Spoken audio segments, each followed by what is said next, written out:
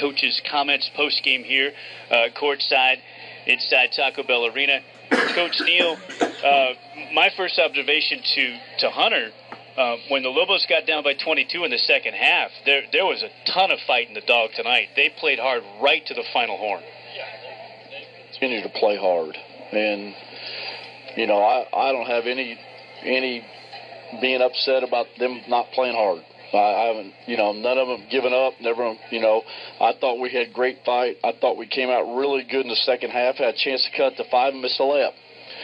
And you know, on the road, you have chances like that to get back in it on a good team. And then you can't have two guys score, you know, 56. And Mark scored, you know, 61. And it's like nobody wants to even guard him. So, you know, it's one of those things. They're playing on a high cylinder, you know.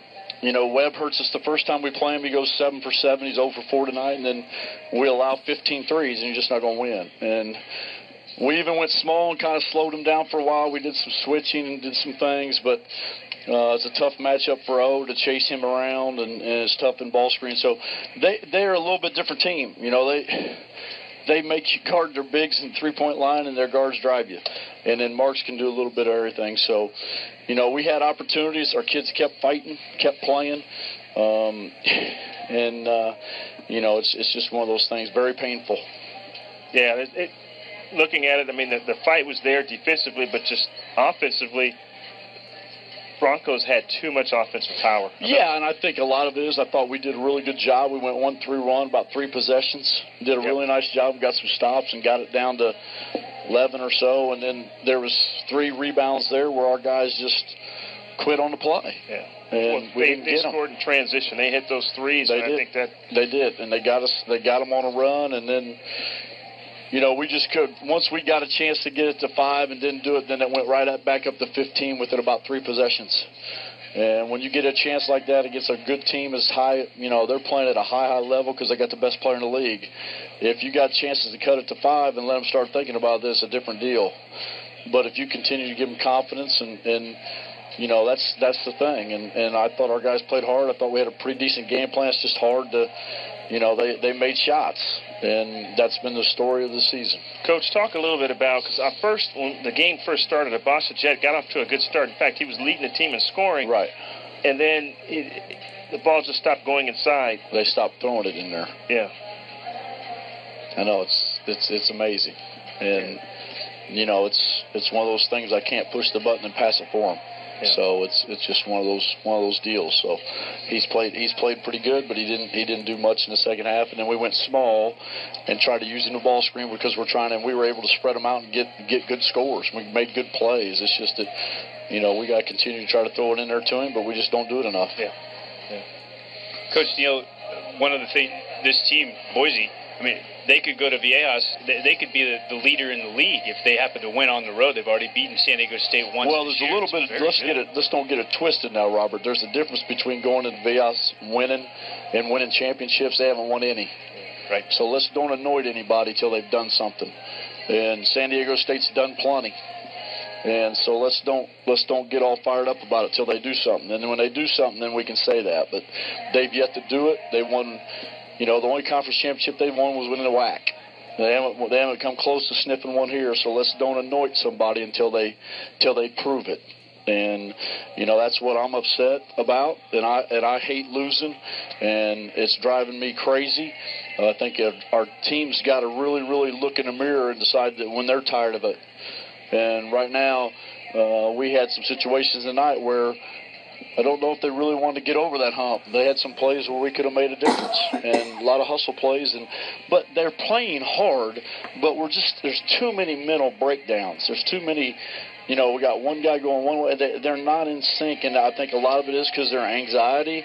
I think a lot of it is they're tired of it, and they're trying to figure out of it. But, you know, we're just not getting it done. We got 2 more chances, so hopefully we'll be able to turn the switch on.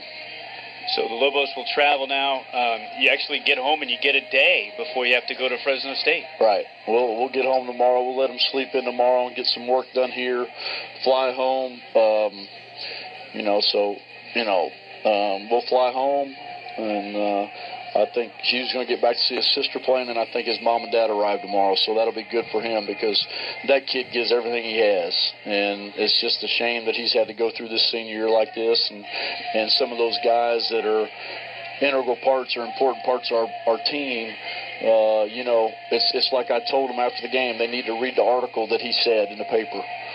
And maybe that'll give him some perspective on what he's going through, and also maybe they can look at the mirror and figure it out.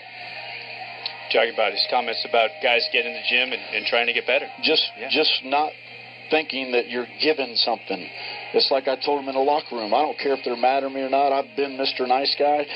They don't deserve to wear those jerseys sometimes with the way they play and the effort. Now, they play hard. There's a difference between playing hard with no results. And that number 3, he plays it all the time. And, I feel bad for him. And it's one of those things where his legacy's not going to be made on this season. But there's a lot of those guys that have been given opportunities in that room that haven't paid the price to earn them. And that's just the truth. You mentioned something about Hugh, and you told me that you felt bad that his mom couldn't make it back for the Pink Pack Day. Right. So it's great that she's going to be in town and obviously be able to stay through the final home game against Wyoming. Yeah, final home game, and she'll go to the conference tournament. And, we haven't had anybody in the history of our program go 9-0 at that tournament. And it'd be a stretch for me to say that it'll be done again. I don't know if there'll ever be some team that wins 3 in a row, and we're not done yet. It could be 4. So that's my direction of my team, and hopefully they'll get it clicking, because there was sometimes tonight I thought we played really, really well. There were some bright spots. I thought we played really, really well, and we just can't sustain it. And a lot of it is that guys haven't been in this situation. And guys, that's not an excuse, but Hunter knows from player, if you haven't been in these situations and you haven't been in them at all, it's not like a scrimmage. It's not like Lobo Howe. It's not like simulation and practice. It's a total different deal. And some of our guys are going to find out the hard way. And they found it out. And I feel bad for the fans. I feel bad for the program, but my vision's still clear. I know it's clouded with a lot of people, but you got to go through a lot of pain, and we went through a lot of pain in 1 year, and we got to just take that pain, and sooner or later it's gonna come to turn, and we're going to get it going, and it's going to be a better feeling.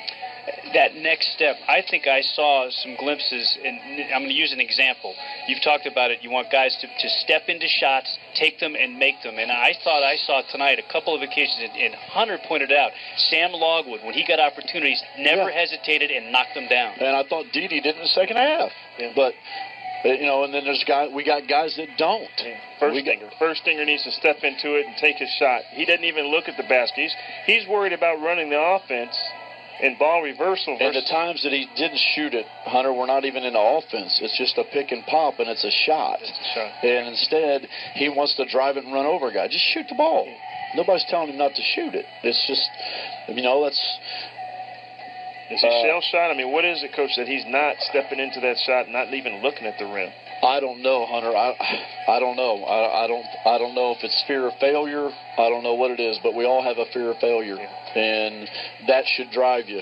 It's just like if you have a fear of failure should always drive you, because you don't want to fail, and that should be a driving force. But you can't shy away from that, and you can't be scared of failing. If you're scared of failing, then you're never going to succeed. I watch in drills, I watched Firstinger shoot that 15-footer, and Abasha Jet. He can knock down that 15-footer, and he just won't take the shot. I don't know why, but that's something. He's been playing at a high level. Yes. He's been making that shot. He didn't really have one tonight. He really didn't have an opportunity, but we had some guys have some opportunities. And we've had some guys get a lot of opportunities and chances that haven't taken advantage of it. And But there were some bright spots. I thought our team played pretty good in some spots, but you can't play good on the road in spots and expect to win, and that's just part of it. I mean, again, we shot 64% from the foul line. We missed some front ends again, so it's really 60. So it's one of those things. You can't have nine assists and 11 turnovers. It's good because we were under 12. I mean, that's pretty good on the road, but only 9 assists is not very good. And then, we did the usual on the boards. We're even, or, we beat the last two teams we played on the boards. So it's been one of those deals. We'll see you Thursday night at Chama for Lobo Talk, and then Fresno State on the road this coming weekend. We do? We do. All right. We do. Good luck if I'm recruiting. All right. I'll get in trouble for canceling the show again. All right, thanks a lot, Coach Neal. Coach, thanks. Lobo head men's basketball coach Craig Neal, your Delta Dental coach's comments.